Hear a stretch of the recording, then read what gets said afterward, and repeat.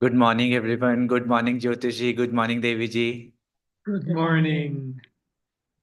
Very glad to see you all. Thank you so much for joining everyone here in the room, in online, and actually, I should be saying good evening to Jyotishji and Deviji. It's 8:30 p.m. there.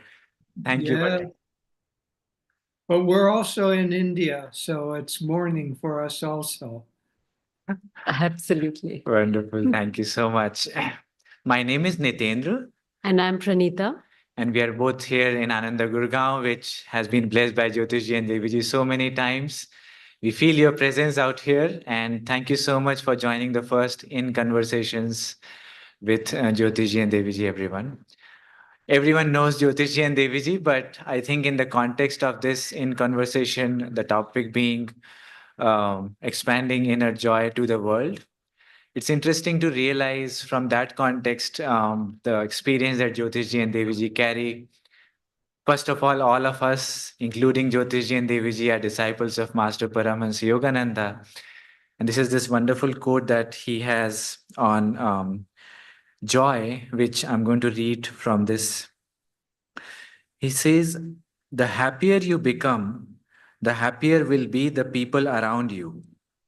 Happiness lies in making others happy, in forsaking self interest to bring joy to others.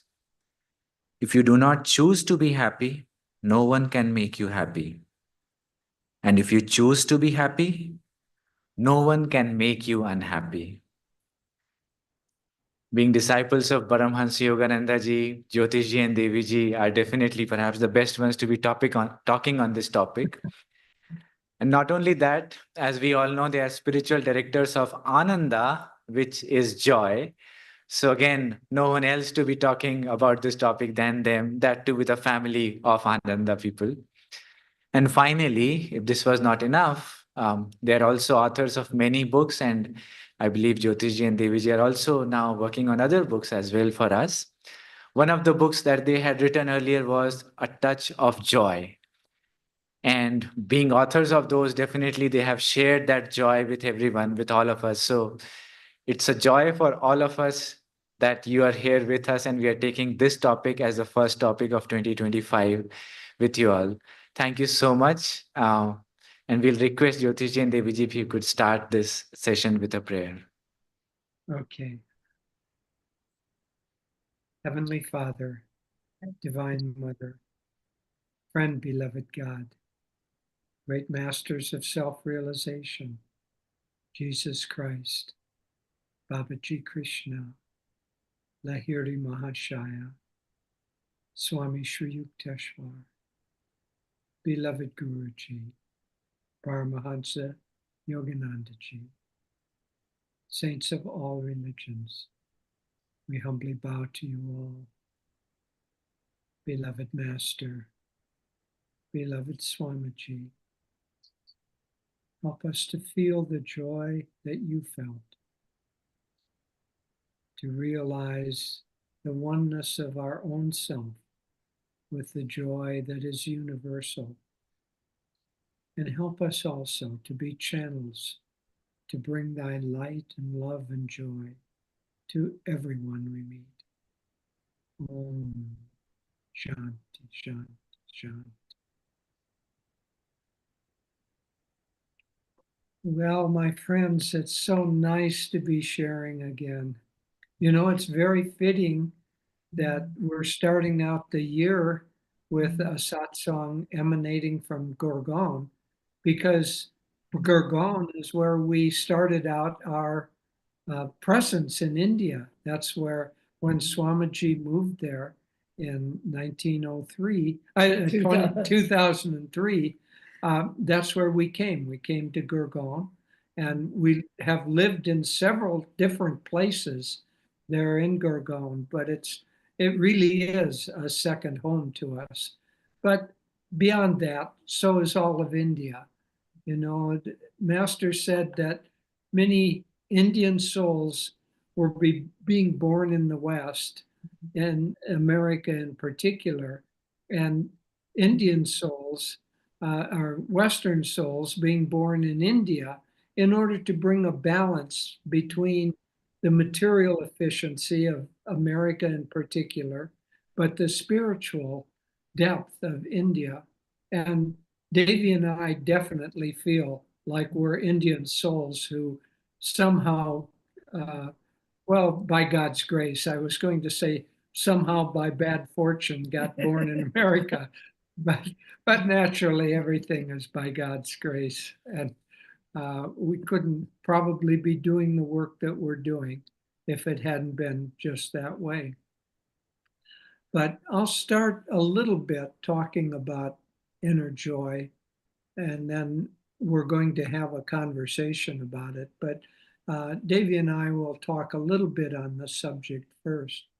You know, Master over and over again talks about how joy is our essential nature, Satchitananda, the existing, ever conscious, and he added ever new joy.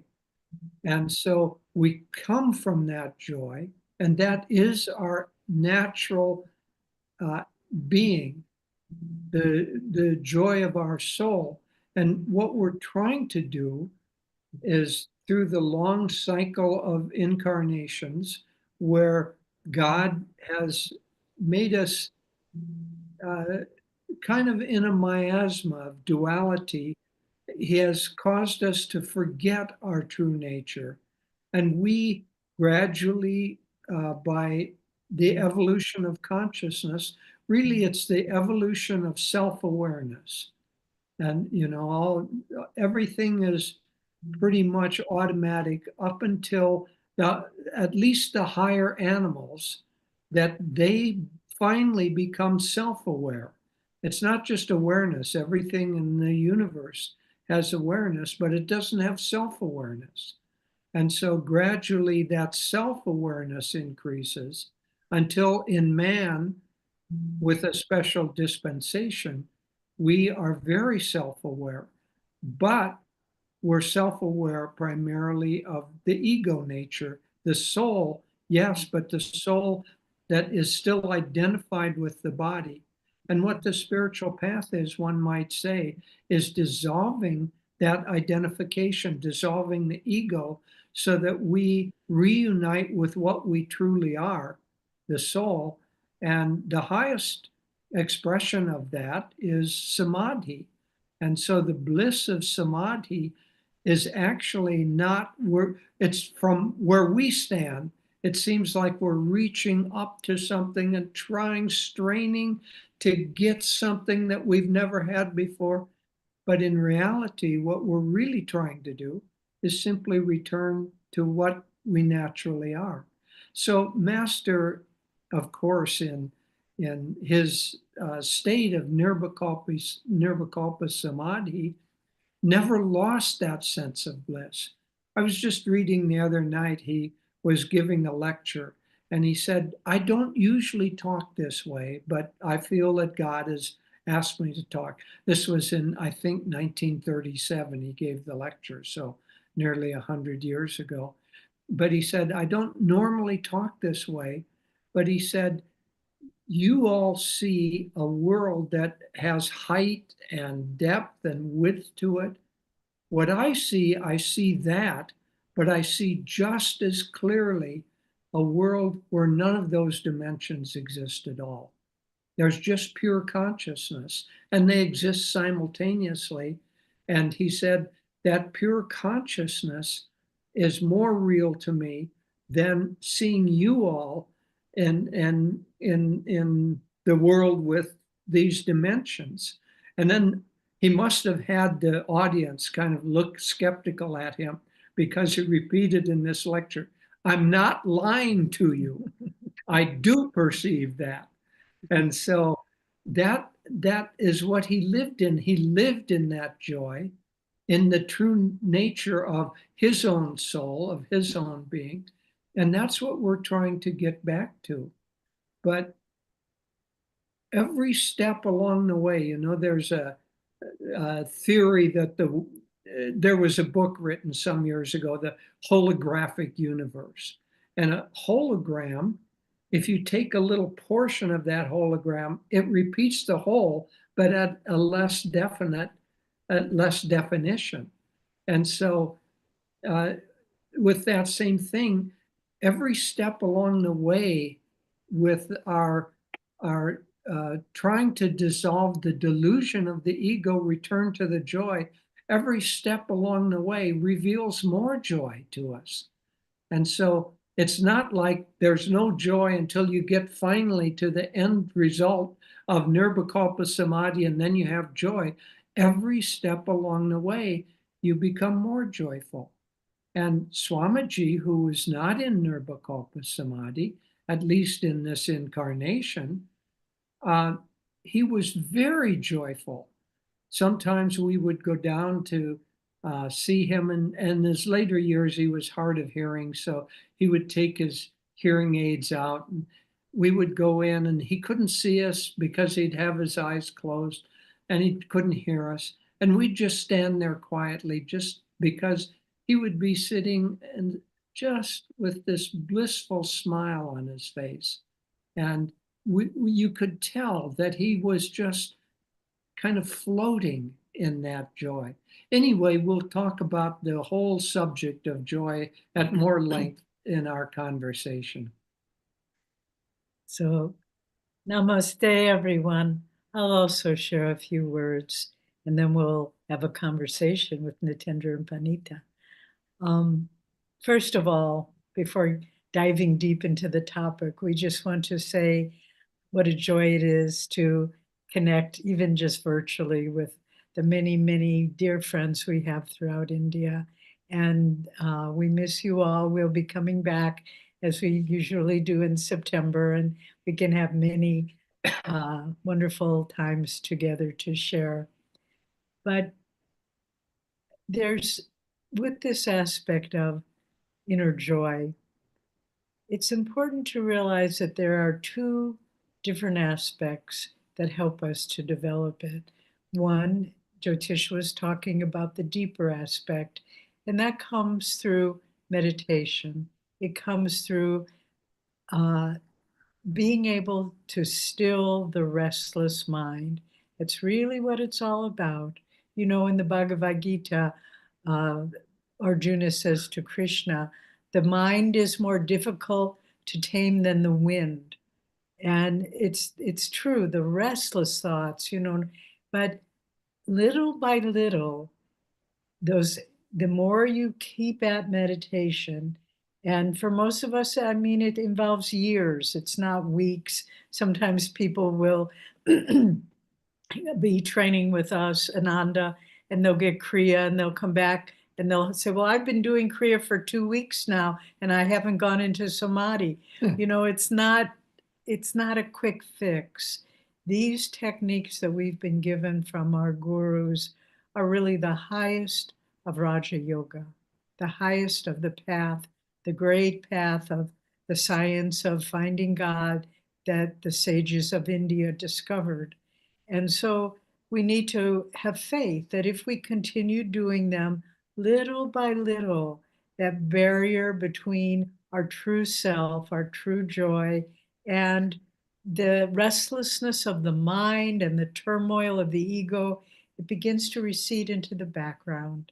And even a little bit of that, you feel so much joy. It's like you take off a heavy burden off your shoulders and you just can. I know Nitendra is a long distance runner, and sometimes some of our friends are runners and they train by putting extra weights on their, running with heavy weights. And then when they're actually running, they put down the weights and boom, they can take off. Well, what a joy feeling that is. Well, it's the same with the ego and the restless mind. Little by little, we start realizing we can put it down. And then when you're able to detach even a little bit from it, it's the experience of, excuse me, of inner peace and joy. It just begins to flood your being. So the one approach is through continued deep practice of meditation. But then the other approach to finding inner joy is in our daily life. And I have seen over the years, we've had many, many friends, and watched many people on the spiritual path. If you, and I'm not saying this to frighten you or put you off, but if you are sincere spiritually, God will not make it easy for you, because it's only in overcoming everything that comes and finding the joy in it. That's a huge step forward. So I've often quoted this, but one of my favorite quotes of Master is, "Life is a struggle for joy every step of the way. May I win the battle on the very spot where I now stand." And that's the point. It's not going to be easy. And I see in the lives of many of my friends just deep tests and challenges, and yet the ability to always transcend, the ability to just find joy. We had a friend who was a few, maybe 15 years ago, who was a wonderful devotee, and she was in her last stages. She was a young woman, but she had fought cancer for many years, and but she never lost the joy. And it was in the last weeks of her life, and we were visiting her. There wasn't much strength left in her body, but there was a lot of strength in her soul. You could still feel. And we were saying, you know, we have to go now. We don't know. Uh, we were living in Los Angeles at the time at Swami's request. And we said, we have to go now. We love you so much. You know that. And she opened her eyes and looked at us with a big smile. And she said, "I love you too. Now get back to work." And we just could only laugh, because there was no self-pity. There was no, "Oh, this is so terrible. I'm in so much pain." It was just living in the moment. And we've seen over and over again, if you can live in the moment, and no matter what happens, don't be deterred. And Swami was a master of this. I mean, we saw him face everything in the world, and just always to find joy. Never, that joy never left him, even in very, very difficult, challenging situations. You always could look into his eyes and you saw that joy. So these are just some overall thoughts about inner joy. And then we can see, we want to ask Nitendra and Pranita to ask us some questions, and we'll do our best to give some intelligent answers. Absolutely. Thank you so much for sharing the inner joy with us, Jyotishji and Deviji. Actually, your presence itself is a big heart opener for all of us. So thank you for that for sure. Yes, we did prepare a few questions, but just to get started, we wanted to know from you the other aspect of joy, which is sharing joy. What is it like sharing the joy that we have? Is is it also something that is beneficial to us, perhaps, the person who's sharing the joy? And maybe you would have some experience writing the book Touch of Joy. Did you? I mean, because we did feel a lot of joy, not just with that, but with other books as well.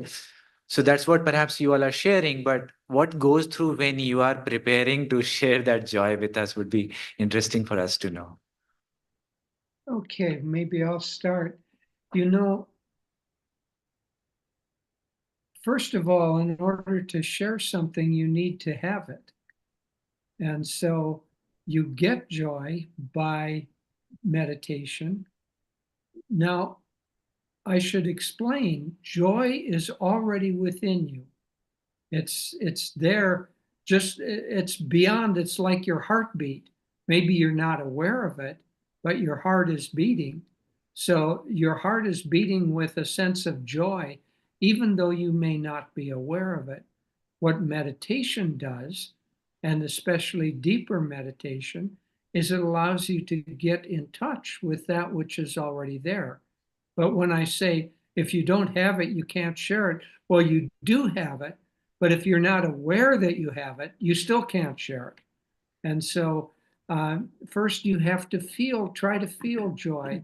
And it's very important in your own life that you try to live day to day, hour to by hour, with positive attitudes, with acceptance, and with a sense of joy. Joy is like the ocean, and the waves are like happiness. We sometimes think that happiness is the same as joy, but they're very different. Happiness depends on fulfillment of desire generally, and if we're desire is fulfilled, we're happy. And if it's withheld from us, we're upset or we're angry. But those are like waves on the surface of the ocean. Underneath the ocean, in our consciousness, is constant joy.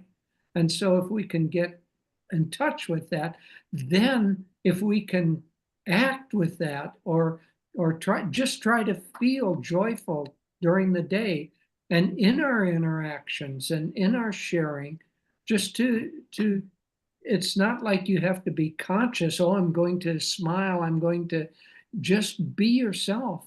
But if you're in touch with your own joy, then Master said our thoughts are like electricity. They're real, and they create a vibration, they create a magnetism. And if you're joyful, you gradually expand that joy, and people feel joy whether you even speak or not. And so just in your presence, they will feel the qualities that you have in your presence. If you're calm, people around you will be calm. If you're loving, people around you will be more loving. And if you're joyful, they'll feel their own joy rising to the surface. It's also the question, how do you share joy?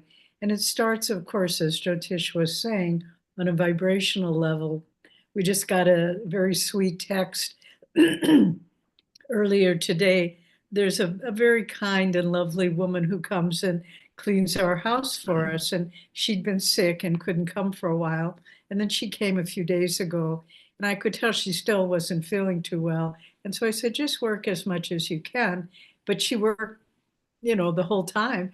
And then when she left, I said, I hope you didn't work too hard. She said, oh no, I love coming to your house. And we don't talk with her while she's here. She said, the vibrations there are so peaceful and calm. They just give me energy.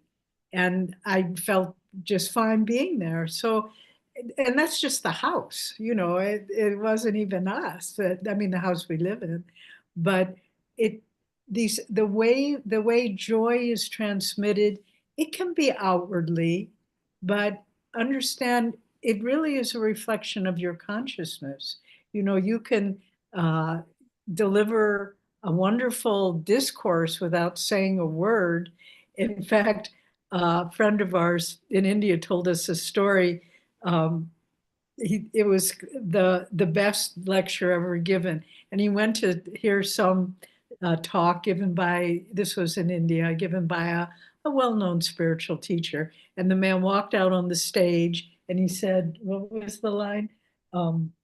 Something like, be happy or live in joy. Yeah, joy, something like, joy is the reality behind everything. That's all he said. And he left the stage, and everybody was like, what? And then about 20 minutes later, he came back and he said the same thing. But what he was trying to do was just to say, it's not in your mind. Don't try to think I can explain what joy is. You have to feel it.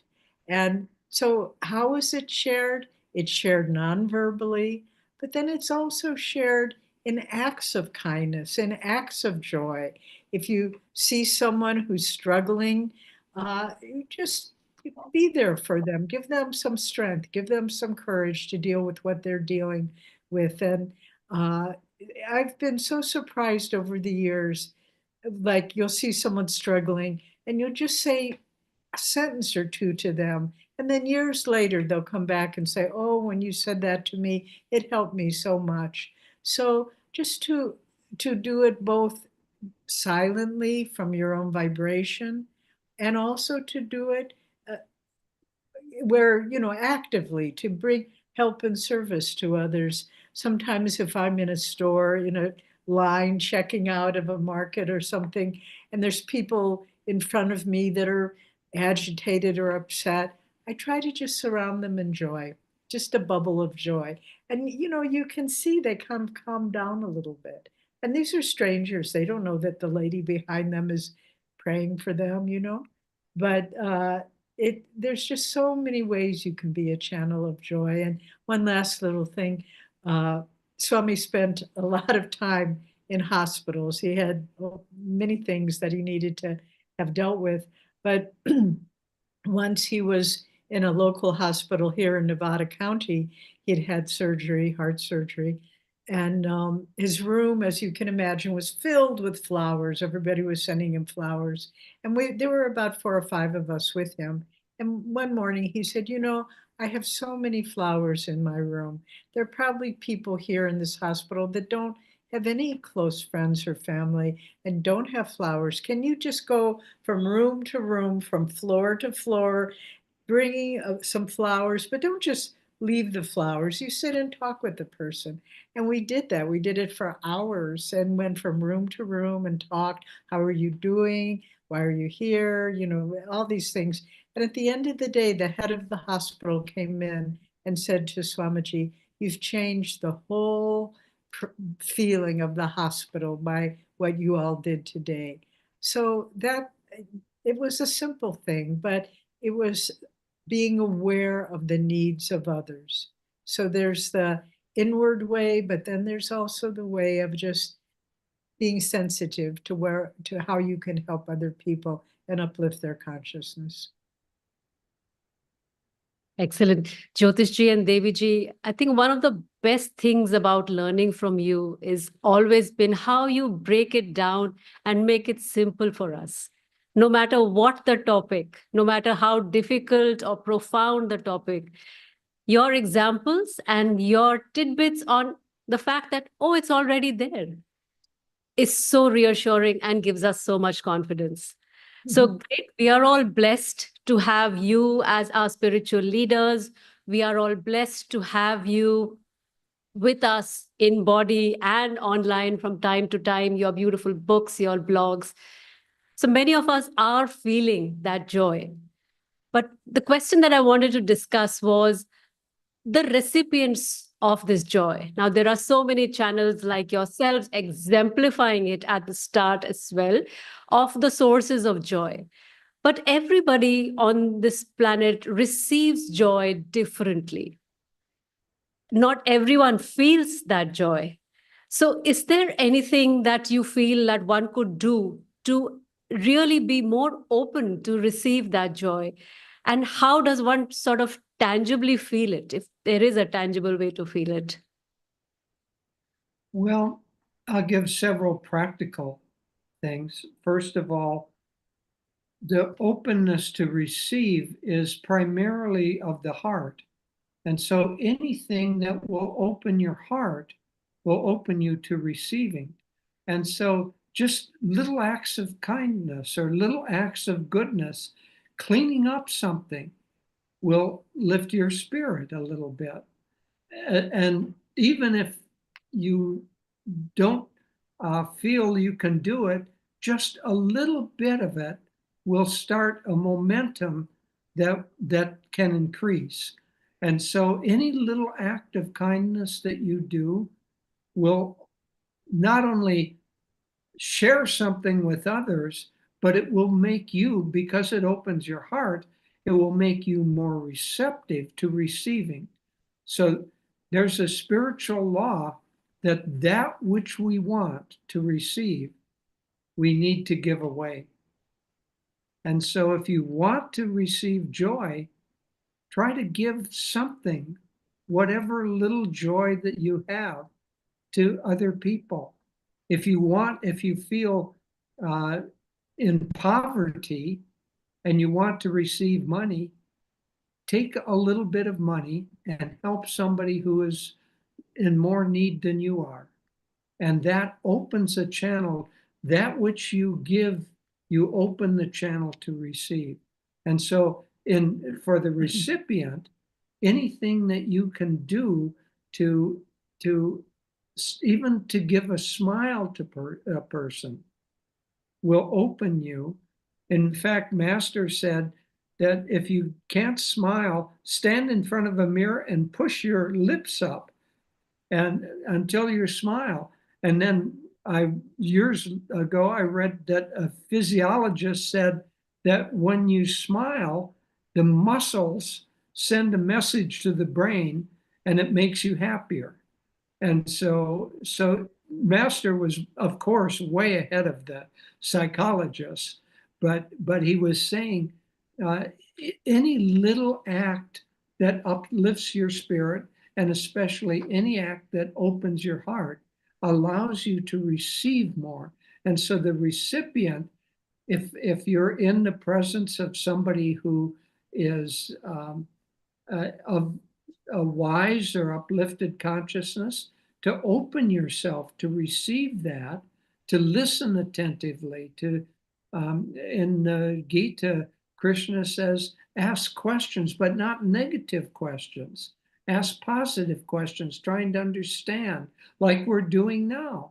We're having a conversation in order to help us understand. And in that conversation, we open ourselves to each other. Yeah, to be receptivity is a huge part of spiritual growth. And it's not magic, it's just simply being able to say, I want to draw from the positive energy that I find in great masters, in my guru bhais, in the world around me, and to try to see the best and the highest in everyone.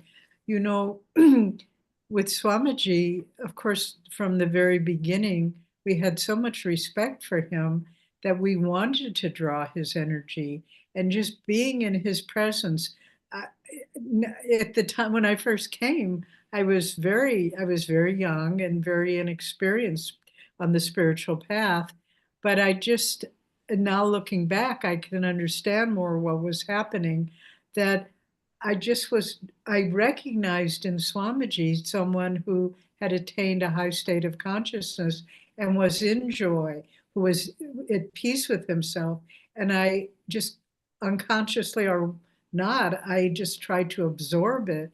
And so to really, receptivity is a conscious act. It isn't just something that happens randomly. You have to draw from that which you want and know that, especially from the guru. Sometimes people say, oh, well, master's not in the body. That doesn't make any difference. His consciousness is omnipresent. He said, to those who think me near, I will be near.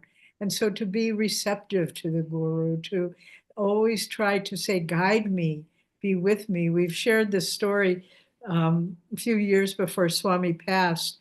We were walking in his little garden with him, and he just stopped and he said, oh, that's what he meant. And we kind of looked at him a little questioningly. And he said, I remember Swami said, or I remember Master said something, must have been 50 years ago for him. And he said, now I understand what he meant. I thought he was talking to another person, but he was talking to me. And so that constant receptivity. And when you see goodness in the world, when you see truth, when you see any higher quality, wisdom or peace, just try to bring it into yourself. And receptivity is an act of conscious, it's a conscious decision to draw. And it's also reversed. And this is important too. There's so much negativity in the world. So, movies and discourses and politics, and we have to learn to put up also a protective barrier and not let the negativity in the world pull us down. It's very powerful. But right now, we just this morning, our time, we had a long meditation and meeting with Nanda ministers from many different communities. And we were talking about blocking out negativity for ourselves and being channels for light and joy to the world. That's our job. And so we have to be careful not to be discriminating where there's negativity. Sometimes it's even a friend, but maybe it's a friend who always is finding something to criticize in other people. And then it sucks you into that too. So you have to be careful. And just if you feel that there's someone you know who is like that, when they start being negative or critical, maybe you change the subject so you don't go into that pit as well. So receptivity is, it takes discrimination, and it takes the constant affirmation that I want to absorb the highest and best from the world around me. I just add very briefly, Master used a very interesting analogy. He said that our habits and our tendencies are like politicians. We vote them into office, and we can vote them out of office. So we vote them into office by agreeing. If you have a bad habit, let's say you smoke, everybody knows that's a bad habit. Every time you smoke or think about smoking, you're voting into office that habit that is a negative. So you're voting a bad politician into ruling your mind. And every time you do anything good, any good thought, any good act, you vote in good habits. So very interesting analogy that makes it more real that our thoughts have consequences. Absolutely, Jyotishji, and thank you. We definitely now realize the consequences of wrong voting with the recent election. Coming back to this, we've got a very good and a clear picture about the source of joy and also about the receiver of joy, how to be a good source, how to be a good receiver. Is there anything that is also important in the channel, which means how joy flows? And the reason to ask this is because as Ananda members, and as you said, you had that light bearer ceremony earlier today, when we are working as Ananda, perhaps it's also a responsibility to create an environment so that joy flows fast, joy flows smoothly. Maybe like sound flows in the air, not in vacuum. Similarly, are there environments or situations or conditions wherein joy can flow and radiate much better from the source to the recipient? And if yes, then how do we create those? Would be helpful to know. Oh, that's a very good question, Jitendra. Nathan. Nitendra, excuse me. I was thinking of Jitendra here as our tech person. One way is Master so often talked about people and the world and thoughts having magnetism. And so associating with other people who are uplifted not only helps you to be uplifted, but it creates a bigger magnetism. So how do we increase the channel? Try to come to satsangs, even online, but as much as possible, Master said environment is stronger than willpower. And so as much as possible, try to create your environment to be a positive one with uplifted people. Now, of course, we can't do that all of the time. Sometimes the family situation is a rather downward pulling one, or the work situation. When you can't escape a negative environment, then try to create a kind of bubble of joy or bubble of protection around yourself. Master's second most advanced disciple, Oliver Black, said, I met him, and he said this to us. He said, I have created a bubble of joy around myself, and I never let anything or anyone break that bubble of joy. Then he told us a story that many years earlier, a temple that they had built on their property burned down. And he went home and he said for a few hours that the disturbance of our temple burning down, I lost my bubble of joy, but then I got it back. And by dinner time, when I came back, I had my bubble of joy again. And he was when I met him, he was in his 90s. He was very vibrant and very joyful. And he was laughing when you're joyful. Lightness just bubbles up. You laugh easily.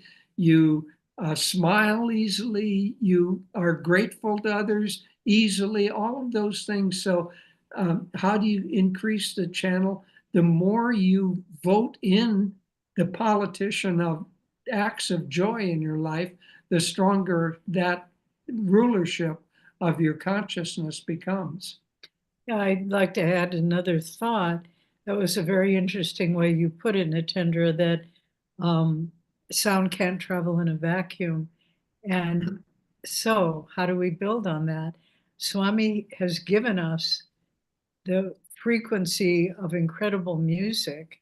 And we also have the beautiful chants from Master and from traditional chants in India as well. And so, if we individually, if we can try inwardly to be chanting, I mean, obviously, if you're working, you have to keep your mind concentrated, but in the pause moments, have an inward chant or an inward song going on.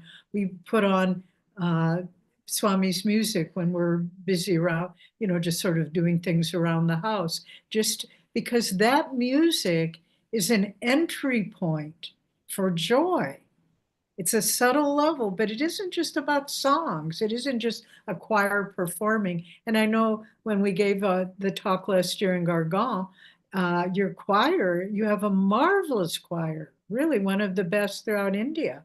And no, you do, Yeah. sincerely. And so just to use music as a medium, Ananda music, Swami's music, chanting, a medium through which joy can enter. And you'll find it's true. You can be kind of in an indifferent mood, and then you put on some music or chant to chant, and all of a sudden you feel a shift. And the mind gets calm, it gets uplifted. So that's a very important medium. And then another. Let me just add a footnote. We listen to something called Radio Ananda. It's just an app. You can get it on your phone anywhere. It's free, but it's constantly playing music from almost all of it's from Swami, but a little bit of other music from time to time of a chant or something uplifted. But Radio Ananda. So if you want a source of uplifting music, which, as Devi is saying, is very important, then go to Radio Ananda.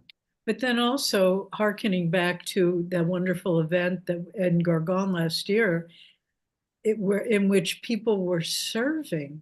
I mean, it was just amazing how I think there were like, I don't know, 80 people volunteering, and some of them had stayed up all night serving, didn't go home. And so also to create the medium through which joy can enter, we need to put out energy. If you're just sort of passive and lazy, you won't feel joy. But you have to rise up to the occasion, because joy is a higher frequency.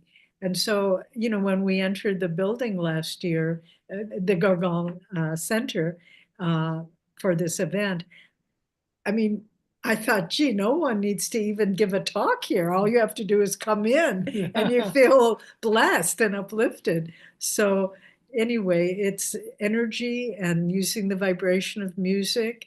And these create an uplifted environment. And you can do it in your home. Make sure your home is an uplifted environment. And there are images of things that inspire you and uplift you, and play uplifting music. Don't just have the television on all the time and all that sort of thing. Those are some great tips. And I was just thinking maybe I'd like to discuss one of the aspects of how outward circumstances impact somebody being joyful. And you've already given many of such beautiful tips about the music. We love to tune into your blogs, the books that we have, the beautiful paintings. There's so many things around us to sort of continue to be in that uplifted environment. But still coming back to a little more about, and Jyotishji, you mentioned about living in that bubble of joy. So how about, sometimes there could be external circumstances in somebody's life that bubble breaks, and you also gave that example. How is it possible, or what are some of the techniques that you would recommend to come back into that bubble or to create that again around us? Yeah, that's very interesting. Thanks, Benita. You know, the times that we're unhappy is because a desire that we have has been thwarted. Even that example that I gave of Oliver Black, a high soul, the desire to have a temple, a good desire. He was wanting to have a temple to share with others, but the fire thwarted that desire. And so a temporary unhappiness came in. So when we have a desire that's thwarted, then we become unhappy. And then we lose in that kind of, when we're unhappy, the energy descends. And in the descending energy, we forget, we can't remember to tune into our joy for that little bit of time. And so when something happens to make you unhappy, put out energy in a positive way. Don't try, oh, nothing bothers me, nothing can touch me, I'm always in joy, I'm always blissful. That's false. And if you really feel it, then wonderful. But if you're just kind of in denial of the fact that you're unhappy, that doesn't help. That doesn't get you out of it. But any positive energy, even a little bit, starts a flow. It's like with an old hand pump well, you have to prime the pump. You have to pour a little water in order to create a seal, and then it pumps and then water flows. So if you lose your happiness, any little positive act that you can do, even to get together with other positive people. If you're unhappy, don't seek out negative people. They'll just increase your unhappiness. Don't seek out things on the internet or television that are downward pulling. They'll just increase it. Just do something to get a positive energy flow going. And that breaks the hold of happiness, so it isn't as strong, and then gradually you can work your way out of it. Obviously, the best thing, if you can do it, is to meditate, because in meditation, if we can get peaceful, get beyond the agitation of the mind and get into peace, then our natural state of joy begins to come to the surface. But when you're upset or something difficult time, or sometimes people find it hard to meditate. But if you can, that is the best solution of all. Lahiri Mahashaya said Kriya Yoga is the solution to everything because it raises the energy. And Jyotish mentioned solution.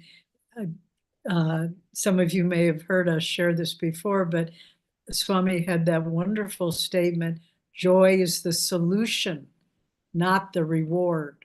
So if you think, oh, when everything goes well, then I got the whatever I was seeking, and now I get the reward of being happy. That's not real joy.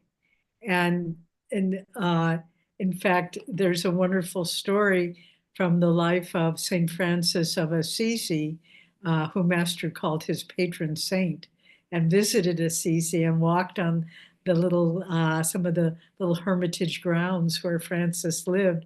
But there's a wonderful story from his life called What is True Joy? And he and his close brother Leo, his close disciple. They were walking through a cold, they were poor monks. They were walking through a cold winter night trying to get to a monastery. Deep snow. Deep snow. No, they didn't wear shoes and so forth. And Francis called back to Brother Leo.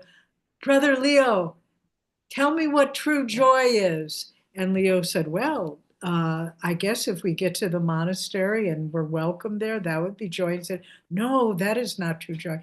He said, well, I guess if we can find a little place to stay, a little cave, then we'll be happy. He said, no, that is not true joy. And then it goes on and on. And then finally, Brother Leo says, you tell me, Father, what is true joy? And he said, if we get to the monastery and we knock on the door and they open the door and they say, you rogues, get out of here. We don't know you. And they throw us into the snow and shut the door on our face. And we have nowhere to eat and nothing to eat and nowhere to go.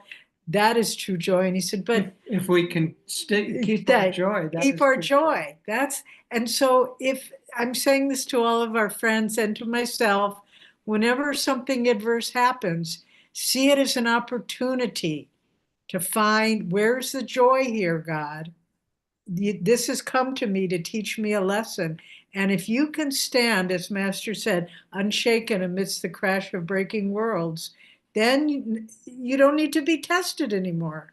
And so really to just, every obstacle that comes, just say, there is a joy here and I will not lose that joy no matter what. And, you've all heard us tell the story. Jyotish and I had lost everything we had in the fire. And it was a challenge, but it was also one of the greatest blessings because we realized nothing could dim, as Swami says in one of his beautiful songs, home is a green hill. Nothing can dim the light of my soul. And if we can remember that all the time, we will become spiritual heroes, and we can help other people find that as well. And we don't necessarily have to be thrown out into the snow by our brother monks. Sure, yeah, there is no snow here, but there's definitely well, into the smog. but there is a challenge for both of you, Jyotishji and Deviji, and let's see if you can stay in joy. The challenge is we have 2 more questions and 8 more minutes to go. So the next one that pops up is that how do we balance 2 things? One is trying to find or become aware of the inner joy ourselves, and the second one being wanting to share the joy with others. Is there a relationship between the two? Should we focus on one more or the other, or how are these 2 interrelated if they are? They're absolutely interrelated, but start by morning meditations. And the deeper you can get, you will become bathed in your own innate sense of joy. The closer you get to your own real self, the more joyful you are. And then from the morning meditation, Master said, try to hold on to that peace, hold on to that joy. He even used the funny little analogy that an alcoholic during the day takes little sips of wine to keep his alcoholism going. He said, take little sips of joy all day long in order to keep your joy going. But yeah, get it in the morning and then try to hold on to it during the day and build in little conscious pauses where you just focus a little bit and reconnect to your joy. And, there'll be different periods where you should emphasize one or the other. For example, last week, Jyotish and I each took a week in seclusion. I went up to a little guest house here at Ananda Village. Jyotish stayed at home. And we were alone. We didn't see anyone. We didn't talk to anyone. We just tried to meditate longer and deeper. And, we weren't sharing with anybody, but it renewed us very much. And I really recommend, even if you take half a day of seclusion where you don't look at emails, phones, try to meditate, you'll find a benefit from it. And then, so that was a period where we were just trying to experience our own inner joy. And then you come out, and this morning we had a satsang, this evening a satsang, and we're sharing with others. So, but life is both. You do them both, and sometimes one more than the other, but they also feed each other. And we need to know that if you're really sharing joy properly, it's rejuvenating. It isn't draining. You don't think, oh, I have to do this now. I have to be nice to that person and do this and this and this. But truly sharing joy from your heart is a very uplifting and rejuvenating experience. On that very, very uplifting note, just to conclude, and of course, joy doesn't conclude, it continues and it flows even more from here. But just the hour that we want to conclude, maybe I'd request Deviji, yourself, and Jyotishji, if you could both share any one simple, joyful moment that you have experienced with Swamiji. I know there have been so many, but anything that comes to your mind up front will be joy to us. Okay. For me, I'll try to be brief because we don't want to go over time. But it was not an event so much, but it was just feeling his joy in different moments. I'll give you one short example. I was maybe it was the first year or two I was at Ananda, and Swami was often traveling, giving talks, and sometimes he would invite a group of people to go with him he said to help, but it was really for our blessing. And so he asked me to go along on a trip there were maybe 10 other people. And he was giving a talk in a very beautiful area in Northern California called Mount Shasta. So we drove there, and the whole group of us camped out in this lovely camp. He gave the talk and then one day we were going for a hike in this beautiful Mount Shasta up a trail in the mountains. And all of a sudden, it happened to be the day that the monarch butterflies, these beautiful gold orange butterflies, were hatching out from the high mountains and coming down on wind currents. I mean, there were tens of thousands of them, and they were all coming. The wind current was on the trail we were walking through. And so Swami was at the head of the line, and these thousands of monarch butterflies were parting all around us. And I had never been on a trip with Swami before, and I thought, does this always happen with him? Just these magical moments. But it was as though his joy was so strong that it was creating this beauty, all like we were in the astral world. Really, it was what it felt like. And it was life-changing for me. I'll never forget that. But it wasn't so much what he did or what he said, but the consciousness that created an environment around him that was so uplifting and life-changing on a very permanent level. Yeah, I'll share also a story about joy that was life-changing for me too. Soon after I met Swamiji, I started working with him. And one of the things that we would do is he had the property, which is now Ananda Meditation Retreat, but at that time it was just bare land and no buildings at all. And it was Swami and me and I think one or two others. We had come up for a weekend and we were trying to construct a little temple. Now, none of us were builders, and in retrospect, we weren't doing it properly. But nonetheless, we were doing our best, and we're building a geodesic dome, which is kind of fragile. You have to support it because it kind of bends in on itself until you get the final piece in place. And then once that is in place, then it's very strong. Well, we were about almost there with the final piece, but it began to collapse, and finally it just collapsed. And so the whole weekend's work, it just shattered. And this was late on Saturday evening, and so there was nothing left to do but have a little dinner and go to sleep. We just had sleeping bags on the ground. And Swamiji had his sleeping bag, and I was maybe 10 feet away.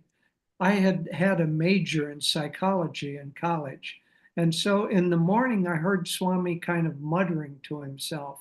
And being the psychology major, I said, "Oh, I know. Swamiji's processing the disappointment from yesterday and trying to cope with it. And I need to give him his space." But of course, I wanted to hear what he was saying. So I was listening carefully.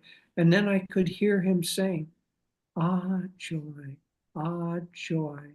And that living reality of him being in joy in the face of a disappointment like that, that was very important at that stage. I was very, very new, just the first few months on the path.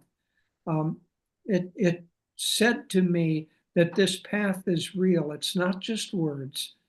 When a real event happens, it has the power to be able to um, deal with it in the highest possible way. So that touch of joy at that point really was a stepping stone that brought me on the path more completely. And you know, at the very beginning, when Nitendra was introducing us, he was saying that Ananda means joy. And I just want to share with all of our friends throughout India who are watching, or maybe you'll see this at a later time, that the world is in a very difficult time right now, and a lot of instability, a lot of suffering. And it's hard to see where the year will go, but Ananda is joy. And Master came, and our line of gurus came to help us experience this joy. And I think more than in my lifetime, the year ahead looks like it will be a challenge. And we'll have to really work, each of us, to stay in joy, to share joy, and to just affirm joy no matter what happens. And this is our job for the year ahead. And we just share that with all of you, that let's all be champions for joy no matter what, and be a source of joy to everyone who we know and to people we don't know, but just for the world. Thank you, Jyotishji and Deviji, for those beautiful, inspirational words. Truly, what a blessing it is to hear from you on a beautiful Sunday morning for us. I know it's late for you, so thank you very much for taking the time. Also, our tech team reminds us that the videos could be turned on, so all the Guru Bhais who are online and Nice. can truly express our gratitude to you. And post that, if I could request you to end with a healing prayer, it would be the culmination. Thank you, everybody. So yes, why don't we all join here, and We can we zoom could- out the camera. And also, thank you, Pranita and Nitendra. It's been lovely sharing with you. Yes. Thank you. Thank you. Actually, we will all do a healing prayer for Jyotishji and Deviji and for all the Ananda members, so that they continue to be the light guiding us into the joy and to the world. So let's all pray together. Divine Mother, Thou art omnipresent. Thou art in all thy children. Thou art in Jyotishji and Deviji. Thou art in all Ananda members. In all Ananda centers. Manifest thy healing presence in their bodies, minds, and souls.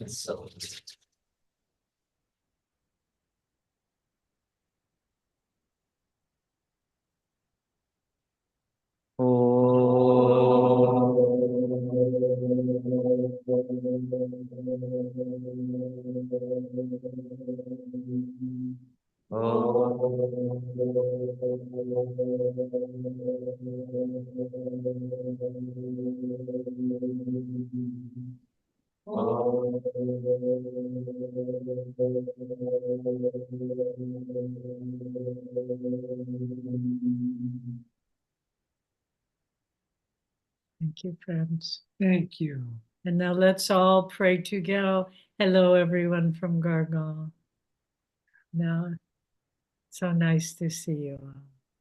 And now let's do a prayer for world unity, for world balance and harmony.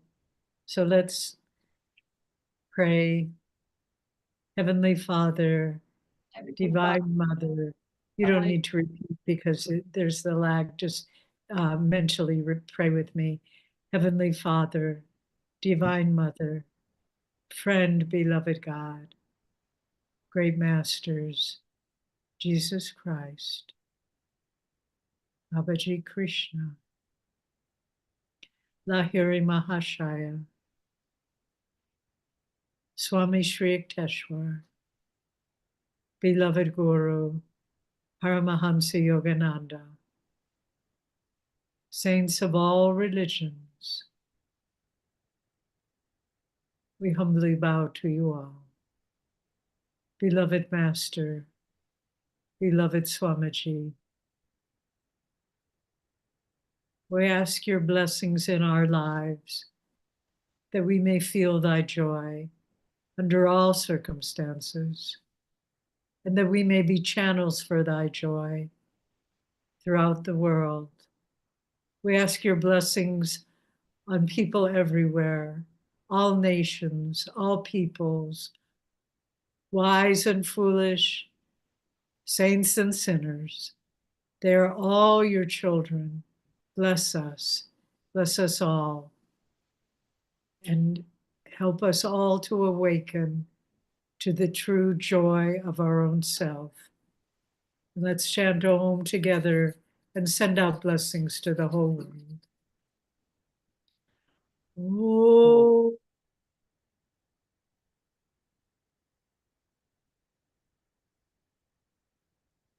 Om.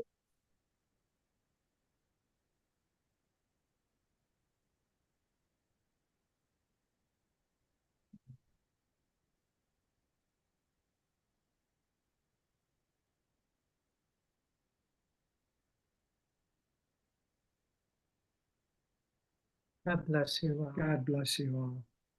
Have a wonderful day.